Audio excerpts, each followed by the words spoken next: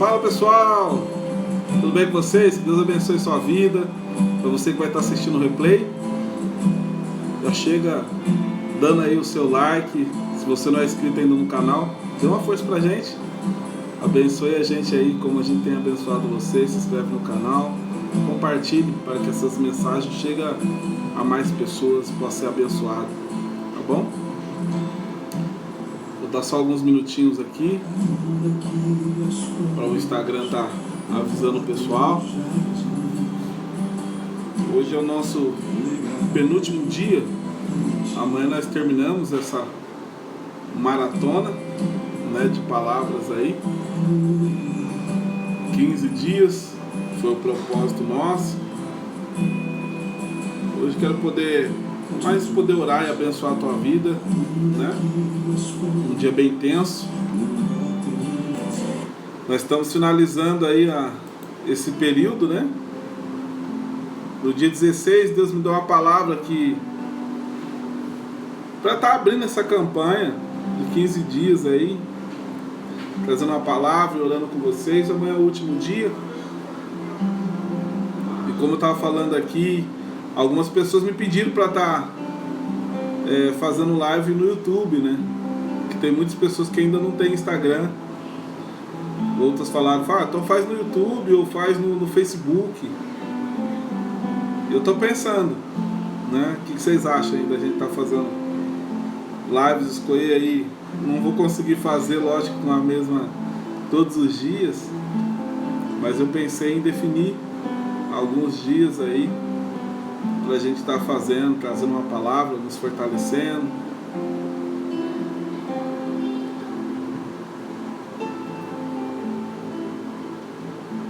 Eu e a Tereza saímos, somos. Jussiei, não entendi, Ana Rosa. Jussiei, seja bem-vinda, boa noite, que Deus abençoe sua vida, viu? Que Deus tenha abençoado grandemente a vida de vocês, a casa de vocês. Hoje, mais um dia, me consagrei, abri um jejum em prol da nossa nação, em prol das pessoas que têm acompanhado, né, o que Deus tem feito nesses dias. E hoje quero poder falar um pouquinho sobre um pouco de cada coisa que nós falamos nesses dias, né? Mas amanhã eu vou fazer um resumo de tudo que nós falamos. Mas hoje eu quero estar falando um pouco sobre esse posicionamento, mais um pouco sobre esse posicionamento. Eu e a Tereza, a irmã, vocês são irmãos, irmãs, é isso? É isso, Ana Rosa? Eu entendi? Você e a Tereza são irmãs? Vocês falam de onde?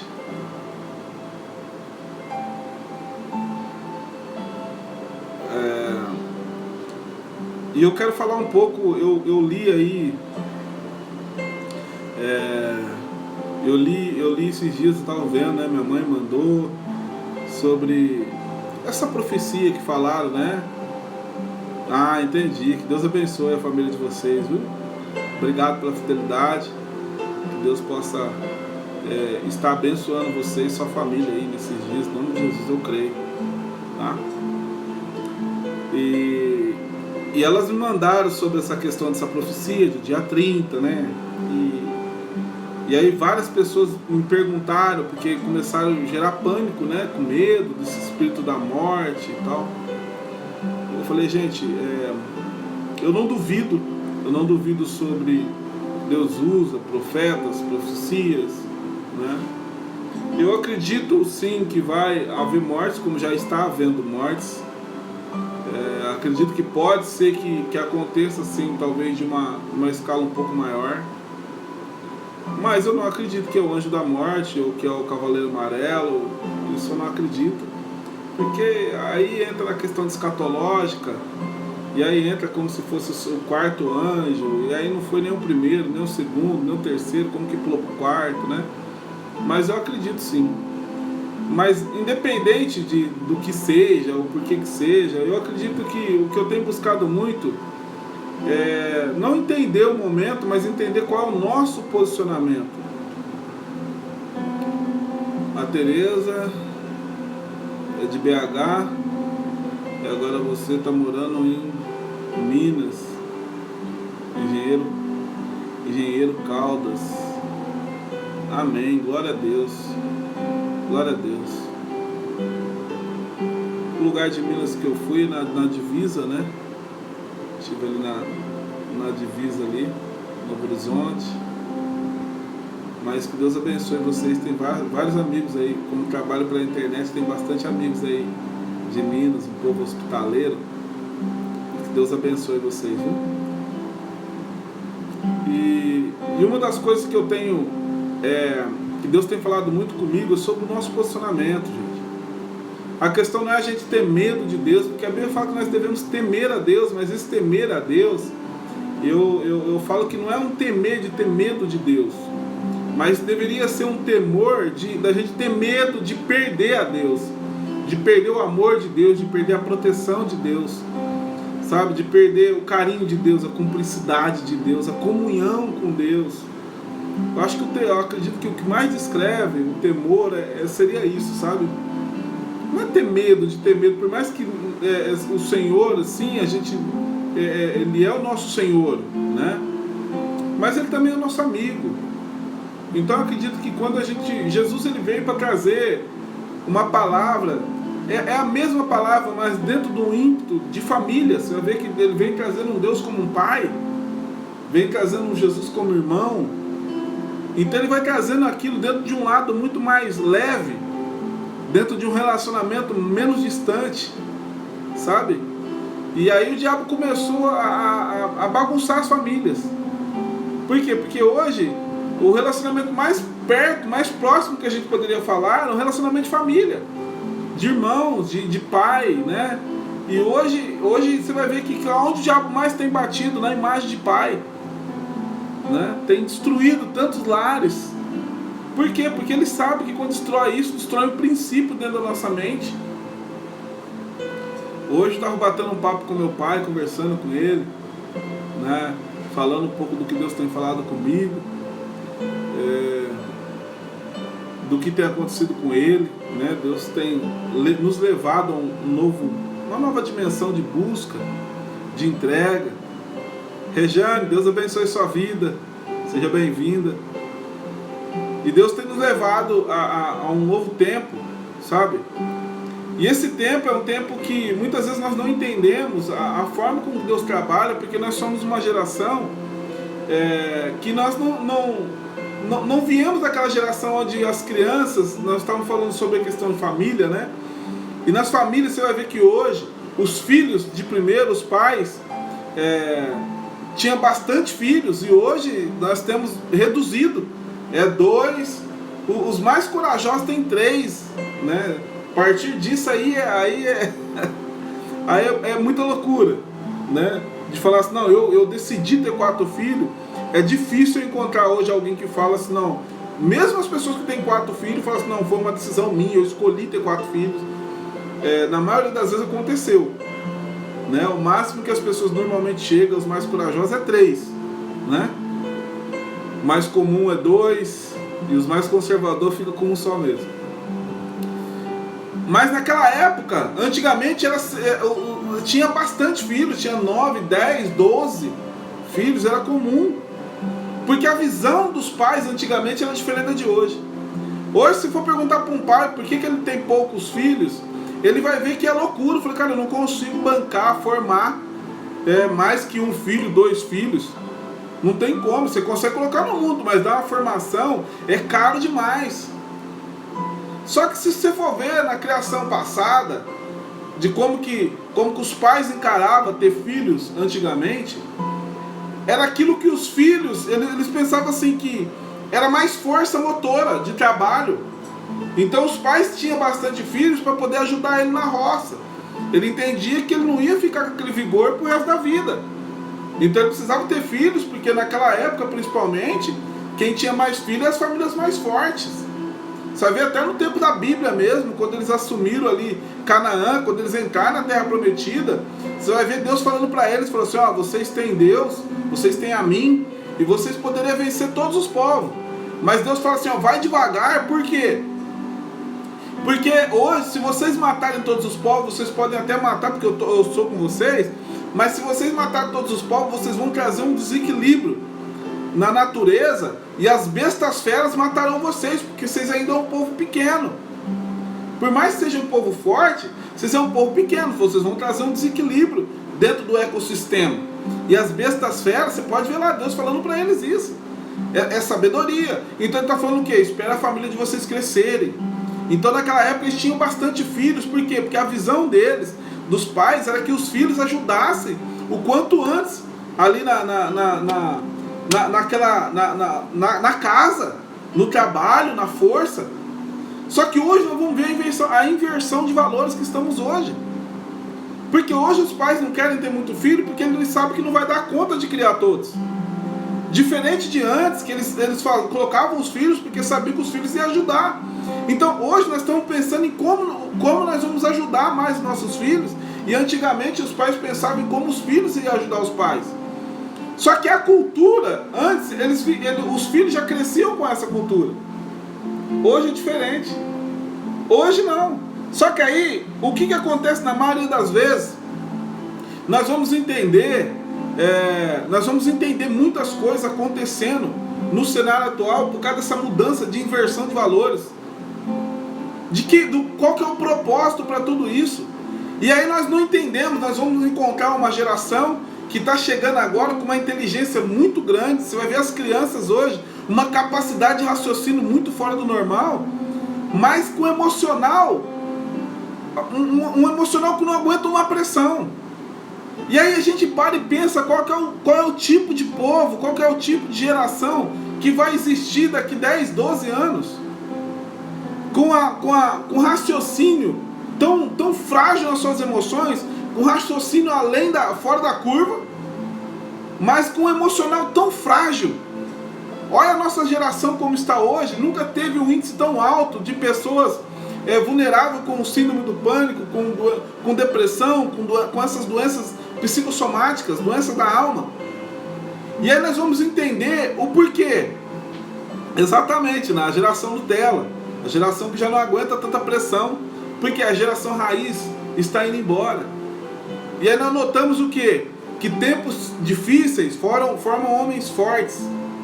Tempos fáceis formam uma geração frágil. Por quê? Porque tempos difíceis formam os homens fortes. Homens fortes formam um tempo fácil. Um tempo fácil forma homens frágeis. E hoje nós estamos fazendo uma geração de fragilidade. Uma geração fraca, uma geração que não aguenta pressão. Sabe por quê? Porque os pais acostumaram essa geração de uma forma errada. Os pais não entenderam a importância de trazer os filhos dentro de uma disciplina, porque nós não entendemos a metodologia, nós não aceitamos a metodologia usada antigamente, e realmente era uma metodologia muito dura. Os pais antigamente eram muito duros, mas os filhos eram formados para a guerra. Hoje, por a gente ter repulsado aquele ensino, aquela forma, aquela metodologia dos pais antigamente, nós tiramos essa metodologia, mas não colocamos nenhuma outra. E ainda acabamos saindo do extremo e indo para o outro. Uma geração legalista, uma geração que tudo pode. Uma geração que não tem força para lutar pelos seus ideais, para lutar pelos seus propósitos. E aí quando a gente passa por um momento difícil, por nós não sermos, por essa geração não ser uma geração, nós temos ainda uma geração forte, mas daqui 10, 12 anos, como que será essa geração, gente? Daqui 20 anos, como será essa geração? Será que essa geração vai aguentar a pressão se nada acontecer? Então eu entendo a forma com que eu tenho percebido esses momentos, esses cenários atuais, que está acontecendo agora conosco. É um momento que hoje nós não estamos entendendo por que Deus permite situações difíceis. E aí quando nós olhamos no livro de Tiago, no capítulo 1, no versículo 2, olha o que Deus fala no livro de Tiago. Meus irmãos, tende motivo de grande alegria o passar por diversas provações, sabendo que a prova da vossa fé produz a perseverança, desenvolve a perseverança. Ora, e a perseverança, ela tem que terminar a sua obra, para que vocês possam ser maduros e completos, ou perfeitos, aperfeiçoados, não tendo falta de coisa alguma. Olha para você ver o que é alegria para Deus, diferente da nossa, do que é alegria para nós hoje. Aqui ele fala assim: meus irmãos, tem de motivo de grande alegria quando vocês passarem por diversas provações. É interessante porque ele fala assim, ele não fala para a gente ter alegria por passar por uma prova. Ele não fala para a gente ter alegria quando passar por uma situação. Ele fala assim, não, todas as vezes que vocês passarem por diversas provações, vocês têm que ter alegria. Aí a gente para e pensa nisso de forma racional. Eu falei, gente, quem é que no seu juízo normal vai ter alegria passando por prova? Fala a verdade. Quem é que consegue se alegrar porque nesse momento tão caótico? Pô, então a Bíblia está mentindo. Ou a gente crê ou a gente não crê. Se a Bíblia é a verdade não muda. O que está faltando, a gente precisa ter entendimento do que a Bíblia está querendo dizer. Então que ele fala assim, ó, tem de motivo, ou seja, de motivo de grande alegria, quando passar por diversas provações. E ele explica o porquê que nós devemos ter alegria. Pô, sabe por que vocês têm que ter alegria quando passam por provações? Porque a prova da vossa fé, ou seja, quando a nossa fé é provada, ela faz com que desenvolva em nós a perseverança. Nós começamos a lutar, quando nós passamos por luta, quando nós passamos por guerra. E aí a gente vai ver aquele texto que fala lá no livro de Eclesiastes 7, que é um texto muito interessante. Nós usamos muito esse texto aqui no dia de velório, né? Que ele fala assim, ó, Eclesiastes 7, 2: melhor é estar numa casa onde há luto, ou do que ir a uma casa que tem banquete, pois ali se vê o fim de todo homem, e ali se vê o fim de todo homem, e os vivos os aplicam ao coração. O melhor é a tristeza do que o riso, porque com tristeza no rosto se faz um melhor coração. O que está falando esse texto aqui? Parece que é uma contradição, não é? Aqui Deus fala para a gente se alegrar, e lá Deus fala que é melhor estar num lugar de tristeza. Por quê? Porque para nós, o que significa tristeza e o que significa alegria dentro do contexto de Deus? Você vai ver Deus usando muita alegria. A alegria faz parte do povo de Deus. De um povo de Deus, a alegria tem que fazer parte.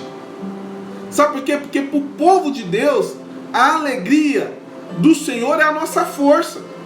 Quando nós nos alegramos no Senhor, é a questão de confiança. Nós só vamos conseguir nos alegrar no Senhor, independente se é tempo de juízo, independente se é tempo de bênção, se é tempo de prosperidade. Nós só vamos nos alegrar no Senhor quando nós conhecemos quem é o Senhor, quando nós conhecemos a sua fidelidade, quando nós conhecemos do amor de Deus, quando nós conhecemos de que Deus não perde o controle de nada. Só assim nós vamos conseguir ter alegria nas adversidades. Por quê? Porque nós entendemos que essa adversidade, esse momento que nós estamos passando, é o momento que nós precisamos passar como povo de Deus, principalmente. Quando lembra vocês, quando o povo de Israel estava lá no Egito, sendo humilhado, sendo castigado, ali passando por diversas situações, vivendo como escravo, à mercê de um tirano. Deus então levantou Moisés para ir lá tirar o povo de Israel do Egito. E falou para Moisés, Moisés, você vai lá, você vai conversar com o faraó, fala para o faraó liberar o meu povo, para que me preste culto no deserto, para que me preste culto. Só que eu vou endurecer o coração do faraó, eu não vou permitir que o faraó permita. Vai lá, eu vou endurecer o coração deles, vocês não vão sair. Por que Deus faz isso, irmãos?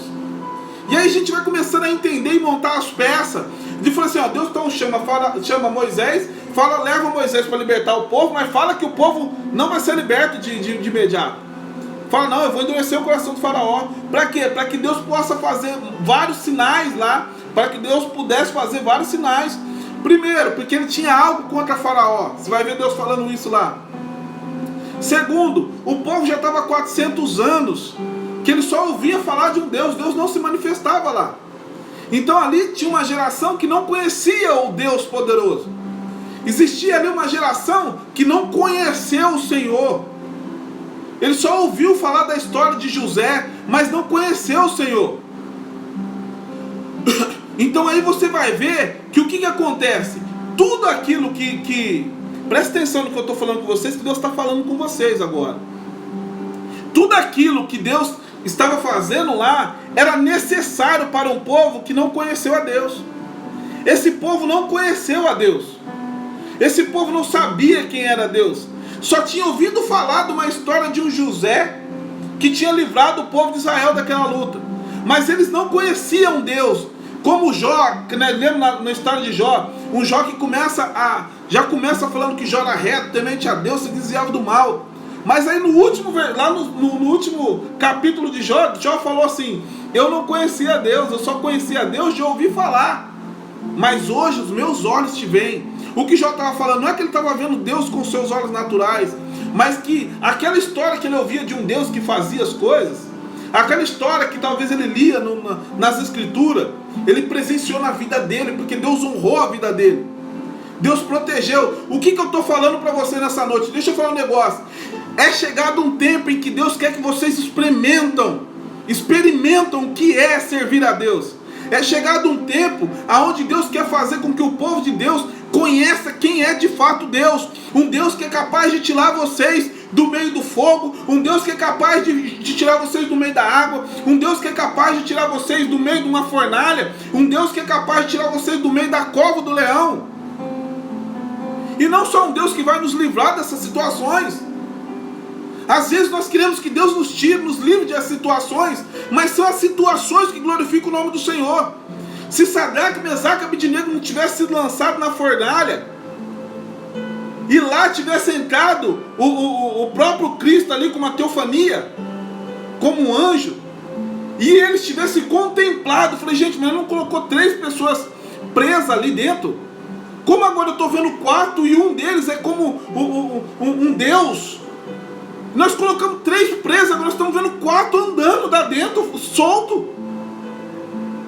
E aí então ele grita lá dentro, falou assim: Sadraque, Mesaque e Abednego, venha para fora.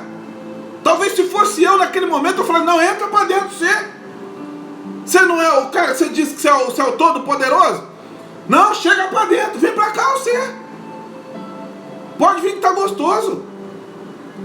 Ah, eu não ia perder a oportunidade. Alguém que zombou de um Deus, zombou do meu Deus, agora Deus, você me jogou na fornalha. A Bíblia fala que antes dele chegar na fornalha, os que estavam levando morreu primeiro.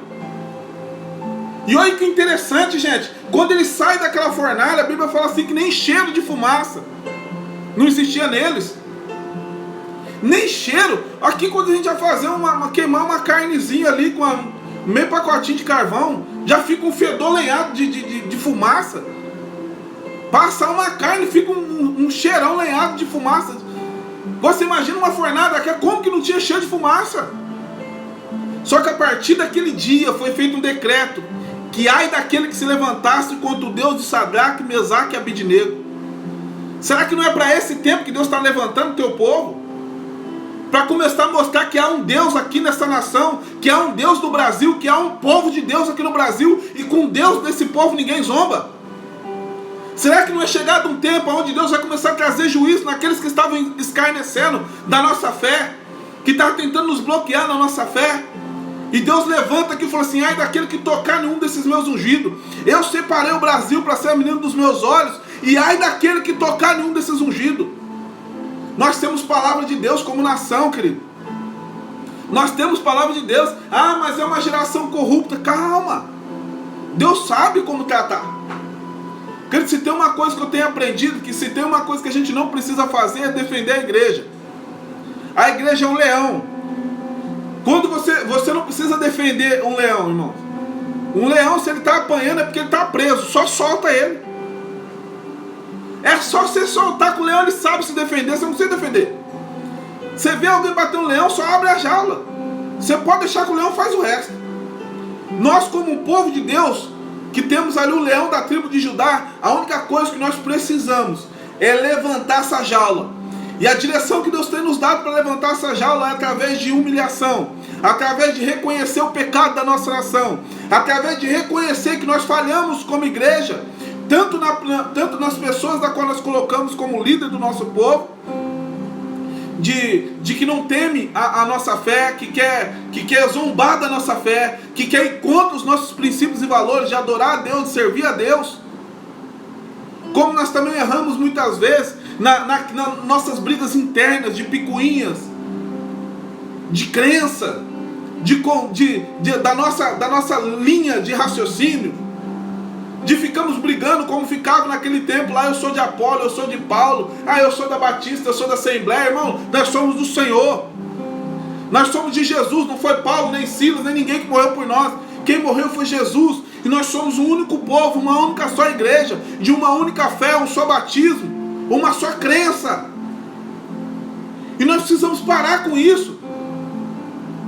Por quê? Porque placa não vai entrar lá dentro. O que vai entrar lá dentro é um povo que crê, um povo que pregou a palavra, um povo que fez discípulo, um povo que fortaleceu uns aos outros, que orou uns aos outros, que compartilhou o pão um com os outros. É esse povo que vai entrar lá. Nós temos que parar com essas mesquinharias. E sabe quando as diferenças vão embora? As diferenças vão embora num momento como esse, um cenário como o caos, que nós estamos vendo aí pessoas indo na porta de hospitais, e vai gente da Assembleia, vai gente da Batista, e vai gente da Mundial, vai gente da Universal, vai gente de todo quanto é tipo de igreja. Cada um demonstrando a tua fé. E é nisso a gente começa a estar sabe quando? No sofrimento. Infelizmente é nesse ponto. Você vai ver que quando o Espírito de Deus desceu ali no dia de Pentecoste, que eles falaram várias línguas e começaram a falar em várias tribos, e cada um entendia na sua língua. Ninguém sabe se é eles que estavam falando em línguas diferentes ou se era o povo que estava ouvindo cada um na sua língua. Mas depois que houve aquele derramar do Espírito Santo ali, ninguém queria sair dali mais. Todo mundo quis ficar ali. Fala, não, mas teve o avivamento ali, Deus derramou o poder de Deus ali. Nossa, vamos ficar aqui. Todo mundo queria ficar amontoado ali. Talvez era a representação da igreja de hoje. Todo mundo dentro das quatro paredes. Não, nós recebemos o Espírito Santo aqui. Oh, lugar gostoso. Deus falou assim, quer ver? Eu vou parar com tudo isso aí. Vocês vão começar a sair das quatro paredes e levar e proclamar o Evangelho a todo lugar. Começar a fazer o que Deus espera com que o seu povo faça. Vai, propaga a palavra do Senhor em tempo e fora de tempo, para que toda a língua, até que todo o povo ouça a palavra do Senhor. E aí as igrejas que antes não tinha nem internet, não tinha nem Facebook, começaram a construir Facebook, começaram a propagar. Sabe por quê? Que tem povo para todo mundo. Tem pessoas que gostam de um lugar mais simples, tem pessoas que gostam de um lugar mais luxuoso. Gente, vamos parar de ficar falando mal, você fica gastando tempo de ficar falando mal desse ou daquele. Deus levantou cada um para cada um. Tem pessoas que levam uma linha mais erudita, tem uma pessoa que vai falar de uma linguagem mais simples. Ei, defina quem que é o seu povo, caminha ali. A perna não entende o olho não entende a boca. E nós como corpo de Cristo, nós somos o corpo de Cristo. Você não vai ver o olho dando lição moral na boca, falando que é o olho que é o mais importante. Isso não existe no corpo, gente. Porque quem comanda o corpo, quem comanda o braço, quem comanda a cabeça, quem comanda a boca, é tudo a cabeça. Quem comanda os pés, quem comanda as pernas, vem tudo da cabeça, e a cabeça é Cristo. A Bíblia fala que só existe um fundamento, e que nós ali simplesmente edifica em cima desse fundamento que é Cristo. Então nós precisamos entender, mas o porquê, vai morrer, não vai morrer, quem vai morrer, por que não morre, e por que sofrimento, porque, a gente tem que entender o que Deus está esperando de nós como igreja.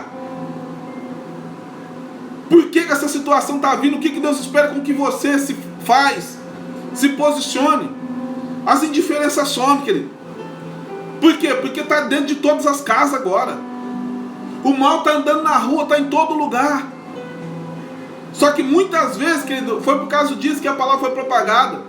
Vai ver lá, como eu falei no dia de Pentecoste, todo mundo estava querendo ficar ali preso. Aí começou a perseguição, porque eles não queriam sair da igreja. Veio o Pentecoste, todo mundo adorando ali, ô lugar gostoso, eu vou ficar por aqui mesmo, ô glória, vai ficando ali. Só que a ordem de Deus era sair e propagar a palavra. Só que ninguém queria sair, porque estava gostoso ali. O que aconteceu? Perseguição da igreja. Começou a matar cristão. Eu falei, não vai sair não? Vamos ver então se não vai sair. Vamos ver. E fecha daqui, aperta dali, vai dali. Eu quero ver, olha aí no Facebook hoje, e olha no Facebook antes da pandemia, vê a diferença do que você compartilhava. Vê quantas pessoas não estão colocando aí, cada um na sua fé, mas não importa. Você vai ver uns trazendo terço, outro, cada um na tua fé. Mas todo mundo tentando se aproximar de Deus do jeito que conhece, do jeito que sabe. Estava que nem no dia de Jonas, quando o barco estava afundando, a Bíblia fala que cada um estava clamando o seu Deus. E Jonas, estava na onde? Estava dormindo lá no porão, irmão. Será que não é nós que estamos dormindo lá no porão? Quando está todo mundo clamando, todo mundo buscando a Deus, e nós? Será que nós não estamos como Jonas, lá no fundo do barco, ali no porão do barco, dormindo? E um cara chegou e falou, e aí, você não vai clamar seu Deus, não? Está todo mundo no desespero, o barco afundando. Jonas, pelo menos, teve a hombridade de falar assim, não, tudo que está acontecendo aí é por causa de mim. Tudo que está acontecendo é por causa de mim. Eu falei, rapaz, é por causa do seio, você estava encostado, deitado. Irmão, tudo que está acontecendo, tudo que acontece é por causa da igreja. A menina dos olhos de Deus nesse século, nesse sistema, é a igreja, querido. Tanto é que você vai ver que depois que Deus levar a tua igreja daqui, Ele não quer nem saber, Ele vai meter fogo em tudo. A preocupação de Deus é a igreja. Nós somos a resistência nesse mundo. E aonde nós estamos, gente? Nós estamos parados no tempo. Nós estamos atrás das nossas dores, dos nossos medos. Cada um, eu tenho certeza, cada um de nós estamos passando por um desafio muito grande nesses dias. Eu sei disso. Uns questão de saúde, outra questão financeira, outra questão de emocional abalado. Cada um está passando por uma situação diferente. Mas cada um está passando por uma situação. Ou conhece, no mínimo, tem alguém muito próximo passando. A pergunta é, será que nós vamos despertar nesses dias? Será que nós vamos nos levantar e falar, Senhor, eis-nos aqui a tua igreja, Pai. Nós pedimos perdão porque nós estávamos dormindo no porão. Nós estávamos vivendo um tempo de ociosidade. Mas agora o desespero bate, é por isso que aqui nós vamos ver aqui, seja motivo de grande alegria passar por diversas provações, porque a prova da vossa fé vai te fazer ser uma pessoa mais perseverante, e a perseverança tem que terminar a obra para que vocês possam ser maduros. A igreja do Senhor precisa amadurecer, irmãos. Nós precisamos amadurecer como igreja. Sabe por que nós precisamos amadurecer como igreja? Na Bíblia fala.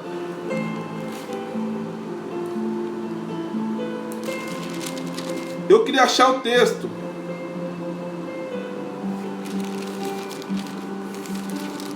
Onde você vai ver que a Bíblia fala assim que quando nós somos meninos,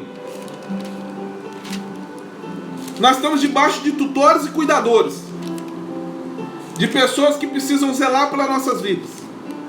E que mesmo sendo herdeiro de tudo, isso está falando alusão a Jesus Cristo.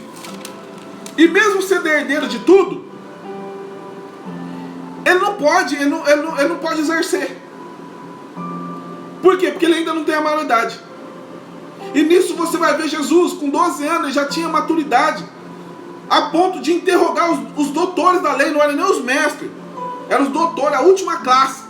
Ele questionava os doutores da lei. Ele já tinha entendimento com 12 anos de quem ele era, do que ele tinha, do que ele veio fazer na terra. Ele já conhecia o propósito de vida dele. Ele já conhecia a sua missão. Tanto é que quando a mãe dele pergunta para ele, quando ele sumiu, ele estava lá interrogando, a mãe dele chega nele e falou: filho, por que você fez uma coisa dessa com a gente? E a resposta que ele dá é: por acaso o senhor não sabia que eu tinha que estar aqui cuidando das coisas do meu pai? Já existia sede em Jesus com 12 anos. Tanto é que você vai ver que Jesus, com 12 anos ele some, e ele só aparece depois com 30. Você não vai ver menção de Jesus entre 12 e 30 anos. Sabe por quê? Porque eu acredito que Jesus, com 12 anos, já tinha inteligência, sabedoria, conhecimento suficiente para começar o ministério. Mas ele ainda não tinha maturidade para suportar tudo aquilo que ele haveria de passar. E a maturidade é o que a igreja precisa, querido.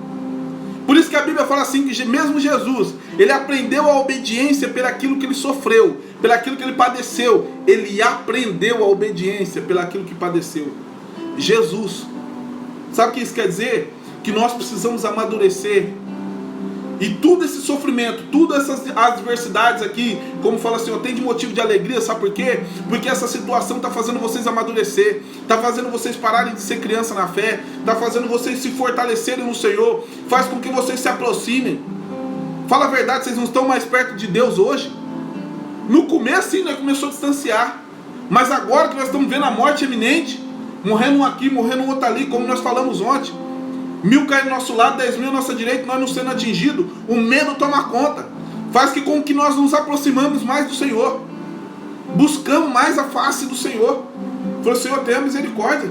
Se o Senhor não guardar, não tem álcool em gel que guarda, não tem máscara que guarde, não tem distanciamento que guarde, querido. Se o Senhor não guardar, em vão vigia o sentinela. Então eu creio, querido, que esse tempo ele está vindo apenas para que a gente possa amadurecer, que a igreja do Senhor possa amadurecer, possa tomar posição, que possa entender o que está escrito ali, como no momento de luto, na casa de luto, porque onde há alegria a gente não pensa em nada, mas no lugar aonde ali a tristeza, a luto, nós olhamos para o defunto ali e falamos, rapaz, quem nós somos? Olha, fulano estava vivo ontem, conversei com ele ontem, aí você chora, fala, rapaz, como é que pode? A maneira de Deus falar, filho, se você é pó, vai voltar para o pó, daqui a pouquinho tudo isso acaba. Nós precisamos nos despertar, querido. Nós precisamos nos despertar.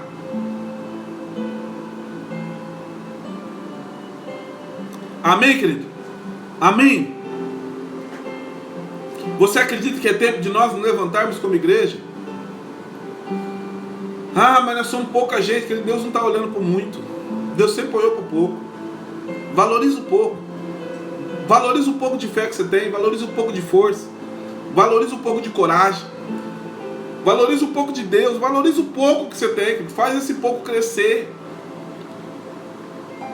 Amém? Eu quero orar para que Deus te continue falando com você. Continue falando conosco. Continue nos despertando. Continue nos dando sede da palavra. Fome de Deus. Como Jesus falou aqui, eu tenho fome. Você não está com fome, eu só tenho fome de uma coisa, de fazer a vontade do meu Pai. Que nesses dias nós possamos ter fome, sede do Senhor. Que nesses dias nós não possamos ver apenas pessoas morrendo, mas que nós possamos ver mulheres de Deus, homens de Deus profetizando, curando. Para que a gente não possa ser motivo. Ei, nosso Deus não mudou, Ele continua sendo o mesmo. Ele ainda faz sinais, prodígios, maravilhas. Ele ainda cura, liberta e transforma.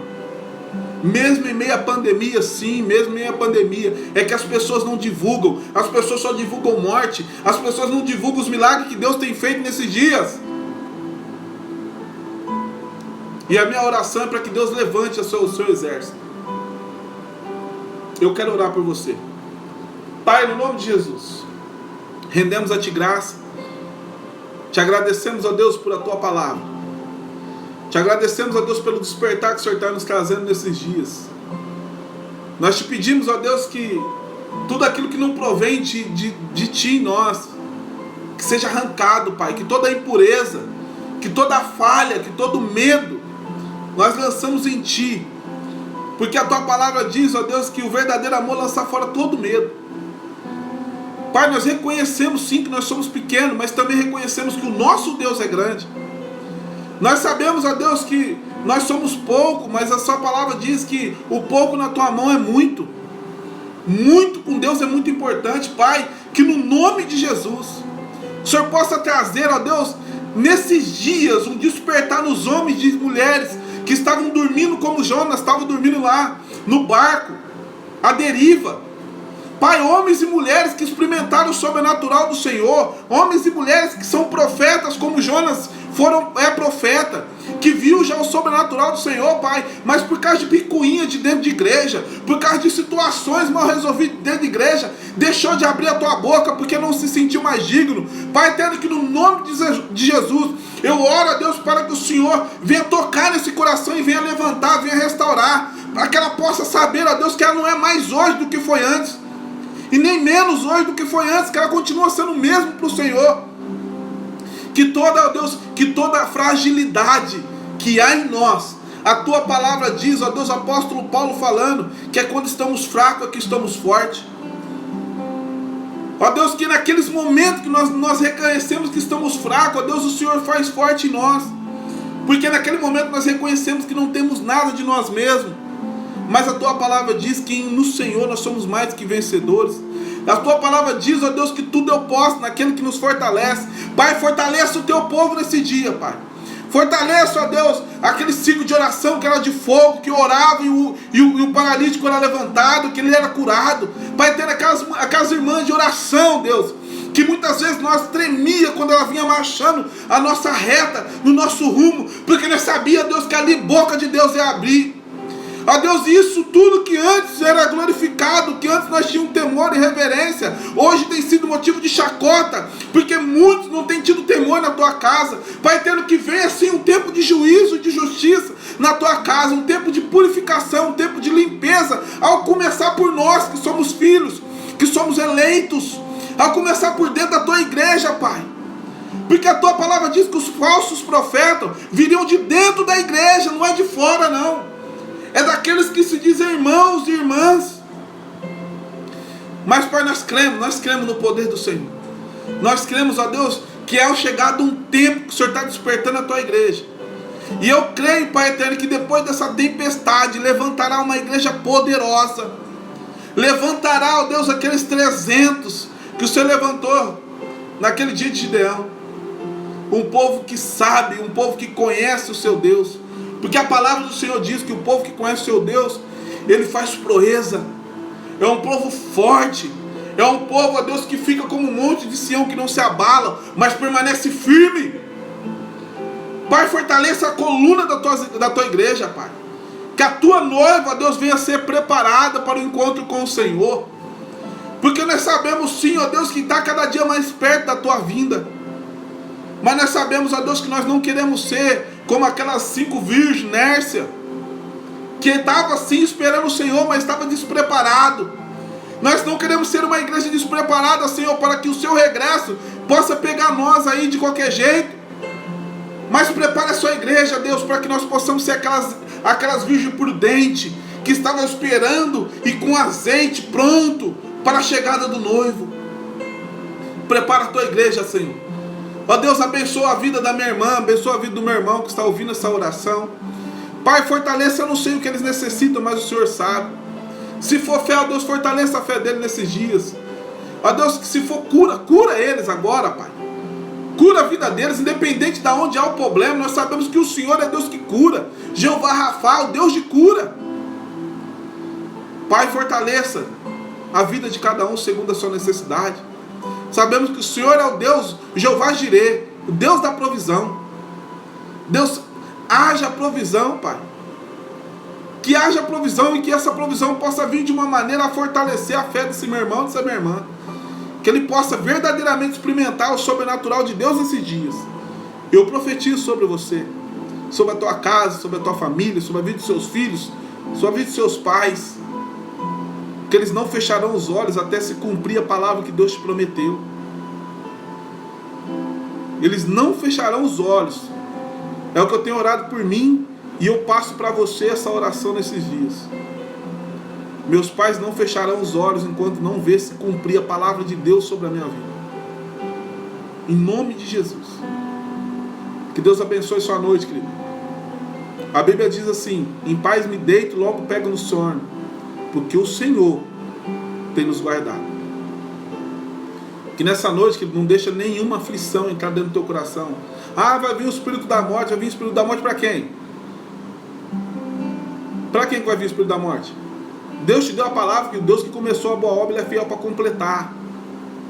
Ninguém morre na véspera. Nós somos homens e mulheres do Senhor, nós tememos ao Senhor, servimos ao Senhor. Se for chegado o tempo de Deus, glória a Deus. Mas se não for chegado, não tem espírito da morte que toca, não. Eu lembro de uma frase de José de Alencar, que foi um vice-presidente. Ele estava com câncer e perguntava para ele se ele não tinha medo, né? Por que tinha acontecido nele. Ele era cristão também, evangélico, eu acho. E ele falou uma frase que eu nunca mais esqueci. Ele falou assim, ó, eu vou falar uma coisa para você. Quando Deus quiser me levar, Ele não precisa de um câncer para me levar. Ele me leva. Porque Ele é Deus. Mas se Deus quiser que eu fique aqui, não tem câncer que me leva. E eu acredito nisso, querido. Eu acredito nisso. Acredito mesmo. Tive isso para mim. Deus, quando quer levar, Ele leva, irmão. Ele não precisa de nada, não precisa de doença nenhuma para te levar. Ele leva e acabou, porque Ele é Deus. Quem deu a vida foi Ele, quem tira é Ele. Mas se Ele não quiser que nós vá também, não tem doença que nos leva. Não tem Covid que leva. Ah, então todo mundo agora é tempo de Deus, querido. Eu acredito num Deus que trabalha para aqueles que nele esperam. Essa é a minha fé. Se você não tem essa fé, eu também respeito, não tem problema nenhum. Cada um anda na fé que tem. Eu acredito que eu só vou embora dessa terra quando eu cumprir o propósito de Deus nessa terra, porque eu quero isso. Eu anseio isso. E eu não aceito menos do que isso. Então são as nossas convicções. Cada um anda na fé que tem. Se você decidir acreditar nisso, então acabou. Se Deus te sustentou até agora, do mesmo jeito que nós estamos vendo criança morrendo, eu também estou vendo gente de 90 anos saindo do Covid, com um monte de doença, sem sequela nenhuma. Eu também tenho visto. O que a gente precisa é parar de ficar na internet buscando coisa, só desgraça, só destruição, porque isso dá ibope. E os que estão sendo curados, olha aí, nas estatísticas, tem mais curado ou tem mais mortes? Mas a gente fica mais com medo dos que morreram do que os que sobreviveu. Nós não agradecemos por aqueles que saíram, para aqueles que não pegaram. Irmão, Deus está mais protegido do que matado. Então por que tão temor assim, querido? O que nós precisamos ter medo é ter medo de perder a proteção de Deus, perder o amor de Deus, de perder a comunhão com Deus. Disso nós deveríamos ter medo. Porque quando sair isso, querido, aí acabou. Amém? Que Deus abençoe sua vida, que Deus abençoe sua casa, te guarde e que te dê uma noite de paz, querido. Amanhã, dia 30, é um dia do poder de Deus. Eu profetizo, o dia do poder de Deus, o dia do sobrenatural de Deus, na tua casa, na tua família, o dia que você pode, em vez de destruição, desgraça, de medo, de pânico, que possa ser um dia que você possa conhecer um Deus tão maravilhoso que você nunca viu na tua vida. Receba aí, em nome de Jesus. Deus te abençoe. Até amanhã, nós vamos finalizar. Convide outras pessoas aí, tá bom? Vou estar orando, fazer um resumão de tudo, de um pouquinho de tudo que a gente falou aqui. E depois vou fazer uma enquete. Eu queria que vocês votassem. Da gente estar fazendo as lives. Não vai ser todos os dias, mas eu quero continuar fazendo essas lives. Se tem sido abençoado, se tem sido bênção para a tua vida, eu quero estar continuando. Algumas pessoas pedindo para estar fazendo isso no Facebook ou no YouTube, que eles têm mais acesso do que aqui no Insta, né? Então se vocês, depois eu vou abrir uma enquete, uma caixinha de enquete aqui. Eu queria que vocês votassem para saber aí, que vocês mandassem no direct, mandavam inbox aí, para saber aonde vocês gostariam que a gente fizesse a live, tá? Por enquanto nós não temos recurso para fazer em todos ao mesmo tempo, mas não gostaria de parar. Então se dá para escolher um, vamos fazer nenhum, é melhor de um do que nenhum, né? Tá bom? Então depois eu vou abrir uma caixinha lá e vocês comentam. Deus abençoe vocês e proteja. Uma noite de paz, descanso. Em paz me deito, logo pego no sono. Deus abençoe.